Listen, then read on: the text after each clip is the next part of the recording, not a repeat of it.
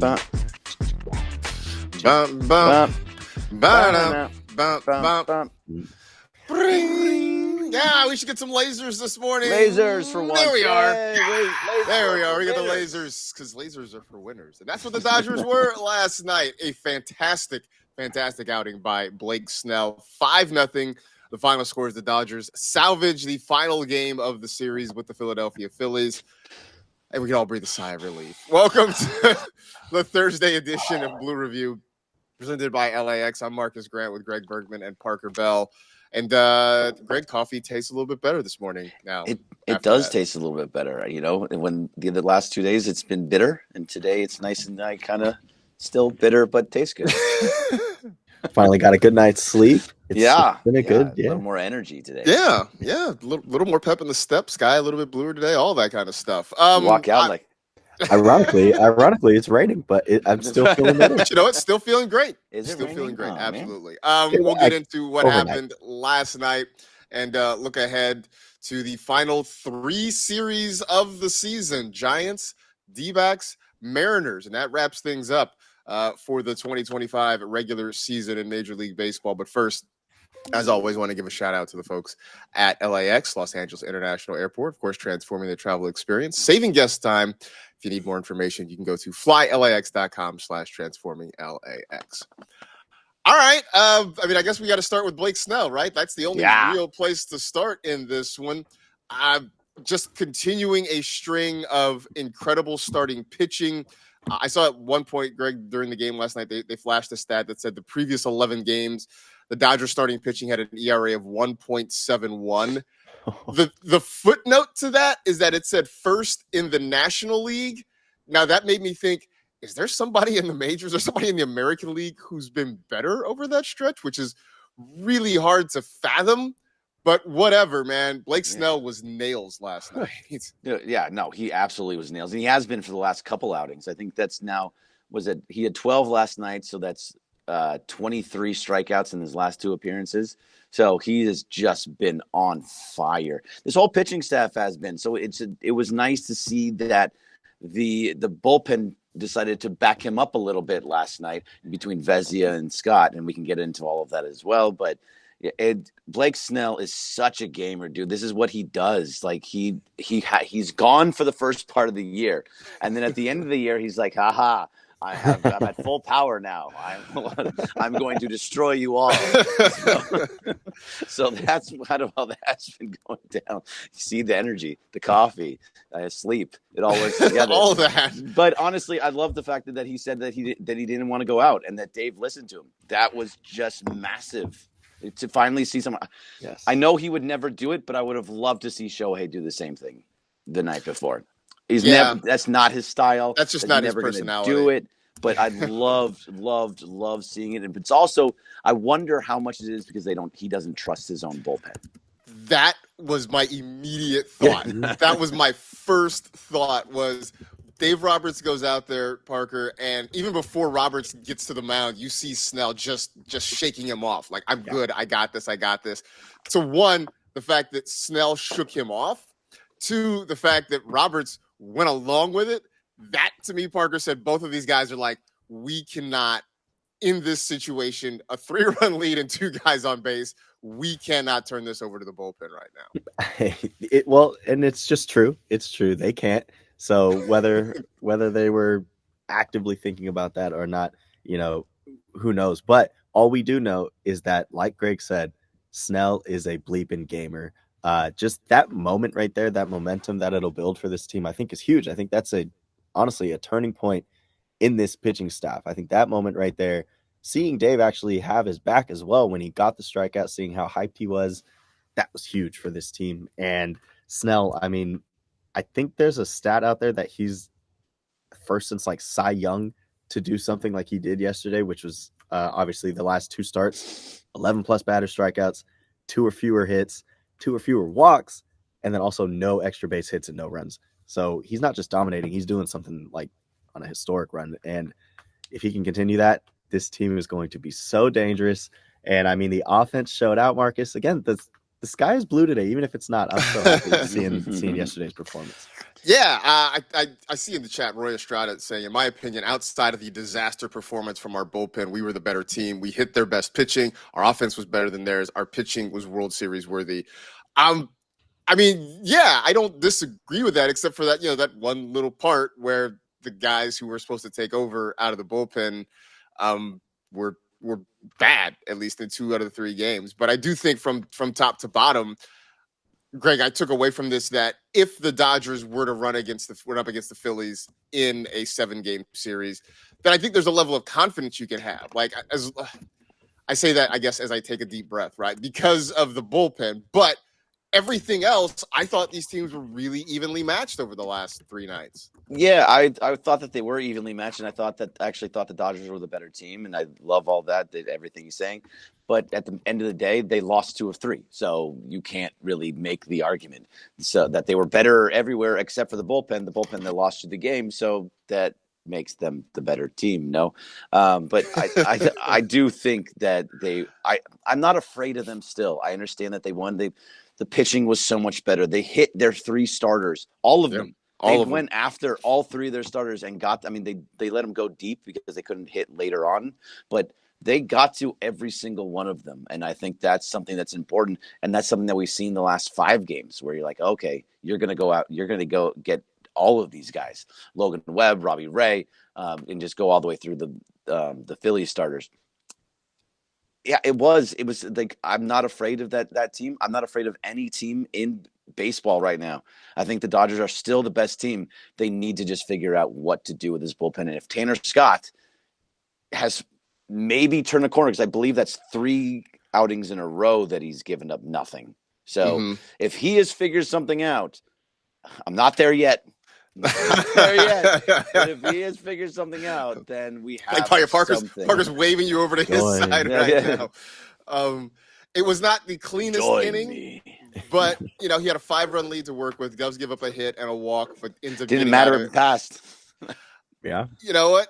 He got out of it with no runs scored, and I think that was the important part, because I think for Tanner Scott especially, when Dave Roberts talks about confidence and getting confidence in his bullpen guys, I think Tanner Scott is probably the number one guy they're talking about there. And I saw it a little bit too. After he got a couple of guys on, it looked like he was sweating. It looked like he was a little bit nervous, like he was starting to, kind of like, oh no, here we go again sort of thing. And so him getting out of that, I think was a big boost for everybody. I thought, honestly, Vesia was the perfect guy to come out after Snell. Because I think you needed that emotion after Snell gets through that 7th inning. He strikes out Kemp and just screams on the mound. I think you needed somebody to kind of match that energy, and Vesia is the perfect guy. Which, side note to that, watching Vesia come like hopping out of the bullpen only to have to stop and turn around and go walking back in last night was pure comedy to me. But it was a great night. Do you guys want to hear my theory about the National League West?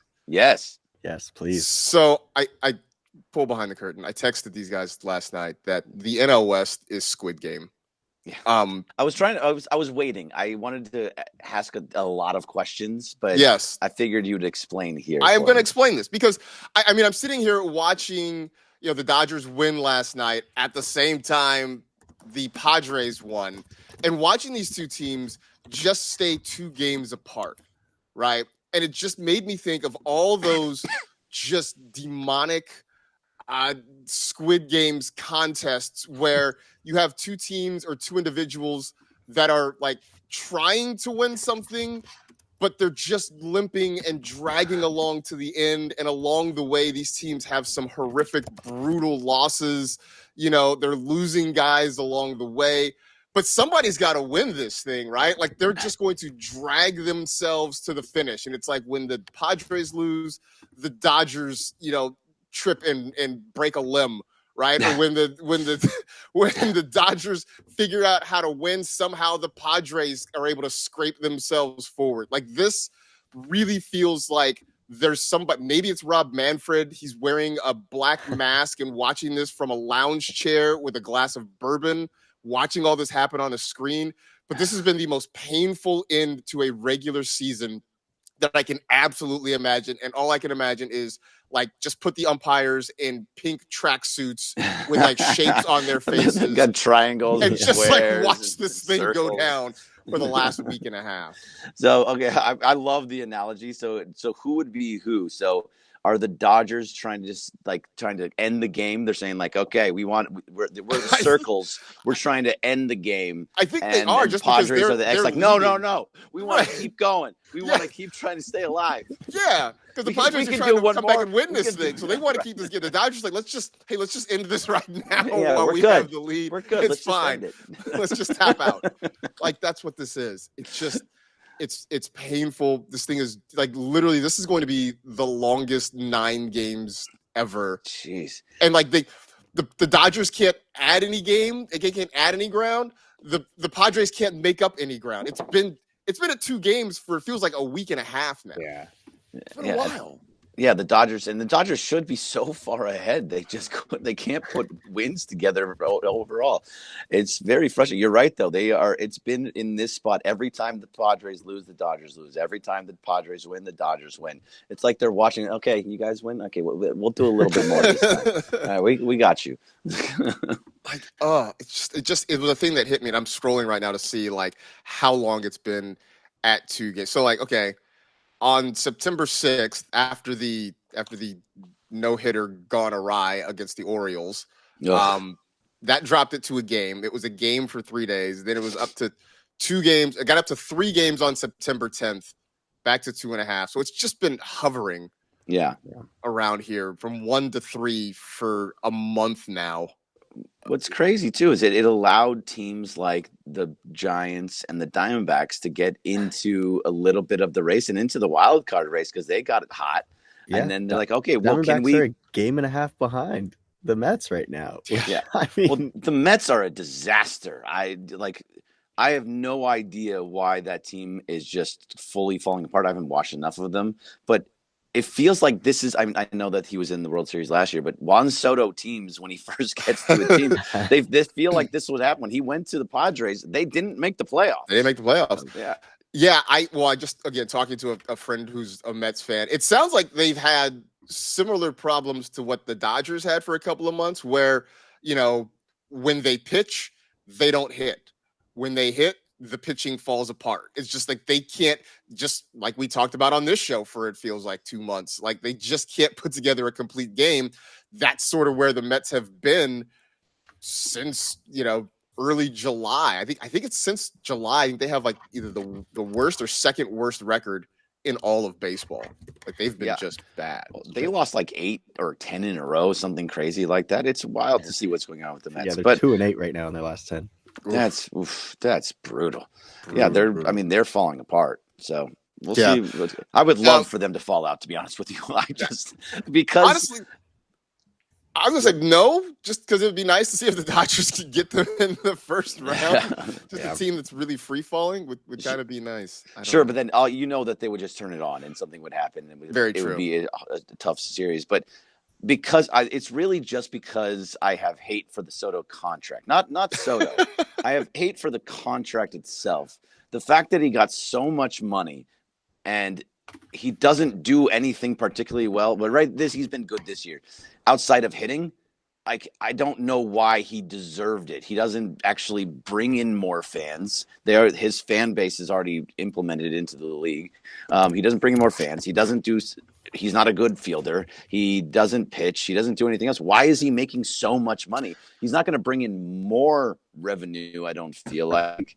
I don't see where the money works out. It's just Cohen being like, hey, I got all this cash. Let's throw it to Juan Soto. You answered your own question. I was say he was the next big free agent in line, and Steve Cohen is trying to prove to everybody around the league that he can go dollar for dollar with the Dodgers or anybody else. And so congratulations, Juan Soto. Like you stepped into the void and you took advantage of that. So then we'll get to a question from Marty in the chat asking what's up with Brock Stewart and Kyle Hertz. Saw that. What's up with that? What's up with that? Stewart, I know, was on starting a rehab assignment earlier in the week. There's talk that he could be back very soon. I know they mentioned Kyle Hertz as possibly being part of the postseason plans as well. Which Parker brings us back to the conversation we had earlier this week. We've had several times, I think, in the last week or so, which is who gets left out in the bullpen. I mean, I think at this point, I think we all agree Kirby Yates is on the outside looking in. Then it becomes a question of what happens to, I don't know, who's out at this point. Does Ben Kasparius come back? Do they move Wrobleski? You still have starting pitching you got to move to the bullpen. Stewart and Hurt means that there's 2 less spots potentially for some guys who are already in LA at this point. Yeah, and I think we have those names. I think Yates specifically we are just staying away from, and then it gets down to, yeah, exactly. It gets down to a couple of the other names, but they'll be debatable towards the end. But as we look at Stewart and as we look at Kyle Hurt, Stewart had 1 inning of scoreless work over there with the Comets, and it was good. I mean, he hit 96 with the fastball. The spin rate was really, really good. But the thing is, he had trouble with strikes. And it seems like everybody does when they do their rehab assignments. So we're going to have to see how that translates. But Marty, if you're asking, yeah, we should be seeing Brock Stewart soon. Kyle Hurt, there's a little less updates, but of course, he wants to be one of those guys that has playoff caliber stuff in terms of Dave Roberts. So it's going to come down to the end who they actually put on that roster. But I am confident in those 2. I think that they've shown enough in the past that it could work. But my guy though. Does a guy like Edgardo Henriquez make it? He seems like he's kind of on the fringes right now. Like he seems like one of those borderline bubble guys for this bullpen. Yeah, I mean, I think you're going to get a couple of these guys that are going to make it. But cut them all. I don't want any of them. I don't want any of these guys on this roster. Like, honestly, I'm very much in on just not using anybody, just having the back-to-back starters. They're all terrible. They're all just completely volatile, and you can't trust any of them. I don't think Edgardo I think they're all because you have to have your. You got to have some. You got to have some of them. They're going to be on the roster, but I don't want to see anybody. Right now, I know Robo was bad. I think I could live with seeing Robo. I could see Dreyer being on the roster. Tanner Scott's going to be on the roster. Trinan, I trust more than probably anybody, despite the fact that he went there. Kopech will probably be on, but I don't trust him at all. He cannot throw strikes, so that's a complete mess to me. Henriquez just throws so hard that they're probably going to put him there. I don't know. That's really about it. I think Kasparius will come back up and make it. Brock Stewart, I think, will make it. But no, I mean, I don't need to see – I only want to see these guys in blowouts. You let these starters go as long as you can, or you do the piggyback. But otherwise, that's it. Like, you have to win. Just like last year we won on the backs of the bullpen, you have to win on the backs of the starters now. That's it. Brock Stewart has to be – on the playoff roster, because if that's the big move you made at the trade deadline and he's not on the playoff roster, what are you doing? Like, what are we doing here? So it feels like his spot is pretty much guaranteed as long as he's healthy. Tanner Scott's spot is pretty much guaranteed just because of the investment made in him. It's going to be an interesting conversation. Can we do that for just a second? Like, sure. I don't care what the investment is on anybody. Nobody should care. The Dodgers shouldn't care how much money you put into it. But you know that's in the conversation. I understand saying, like, we gave them all this money. Well, that was your fault for giving them all that much money. Like, if you're still going to have them next year, then say, hey, if you don't figure it out, which he, again, to Parker's point, he's got his last 3 starts. Or the last 3 outings, he's been clean. But it doesn't matter how much money you make. Come back next year and figure it out. If you cannot throw strikes, if you cannot get outs, you should not make the roster. You have now, what do you say was it 10 games? 9 games. 9 games left. 9 games. These are your 9 games to figure this out.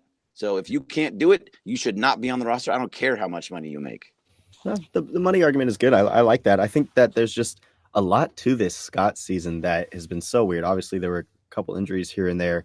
And then he went on his whole tangent about baseball, hating him. And then he goes on to say that, he feels he might be tipping pitches. And I think that last point, I think there's more to that than we realized. I think that he was actually tipping certain pitches and he was trying to overcompensate when people would figure out his fastball. And the last 3 outings, has been since he's mentioned that. So I trust that staff to kind of figure out that kind of issue And if that's what's gotten those 3 scoreless innings since then, I'm all for it. And Scott, Marcus, like you said, is probably a lock. Yeah. And I mean, we'll see. We'll see if it continues these next 9 games. By the way, you were right. It is 10 games. So it's the 4-gamer with. It's Thursday. It's not Friday, so it's a 4-game series with the Giants. Yep. Off on Monday, and then they hit the road for the final 10. 6 games of the season. So tonight, game 1 of a 4-gamer with the San Francisco Giants. The Giants, who had been kind of hot until the Dodgers went up to San Francisco and took 2 out of 3 from them. And so they're still very much in the wild card race right now, just 2 games back of the Mets for the final wild card spot. So, I mean, this wild card race in the NL is going to be hectic, I think, going to the final week of the season. It's going to be fun. Yoshinobu Yamamoto against Logan Webb. So an outstanding pitching matchup tonight. Although last week, it was Kershaw versus Webb, and that game ended 13-7. So we'll see how that goes. The question becomes, Greg, can the Dodgers do to Webb again what they did the last time around, or is it because Yama's pitching that they're only going to score like 1 run? Well, that's a little up and down right there, right? Like, because they typically do hit Webb well. That's just over their history playing against Webb. They typically hit him well, but every time Yamamoto's pitching, I just don't expect them to score more than 1 run. Now, hopefully the offense has fully turned that corner, and that they will start to show that they can score again, because they did it against Webb before. So maybe there's going to be some run support for Yamamoto tonight. Maybe that would be amazing. I don't trust it, but I would love to see it. Last time Yama faced the Giants last week, went 7 innings, gave up 1 run, 1 walk, and they lost. 10 strikeouts, 1 hit, and then Patrick Bailey hit a walk-off grand slam. So, I mean, walk-off grand slam, sac fly, does all the same thing. It just looks worse. Yeah, pretty bad. Yeah, pretty bad. So, so that's. I don't know. Any final words before we wrap this one up today? The chat wants to hear Wortvet. Wortvet. Gotta love Wortvet. Man, coming through. Show me a longer stretch in which Dalton's been a better hitter. That's all I'm saying. Look, and I know Jeff Spiegel said, small sample size and he's not really coming around yet. And maybe he's right in the long term, but for right now, Ben Wortvet's getting it done. So I mean, I don't know how you go. I don't know how you not have him on over rushing at this point. Well, it's about who's hot at the right time, right? I mean, you can also, if he's not good, you can also just taxi squad him. You can figure that part out. I think Wortvet is going to be the guy. Dalton Rushing's going to be around here a long time. He's going to be back next year. He's going to be a big part of this team. I think just for what he's done so far since he's been here, you have to go with Wortvet.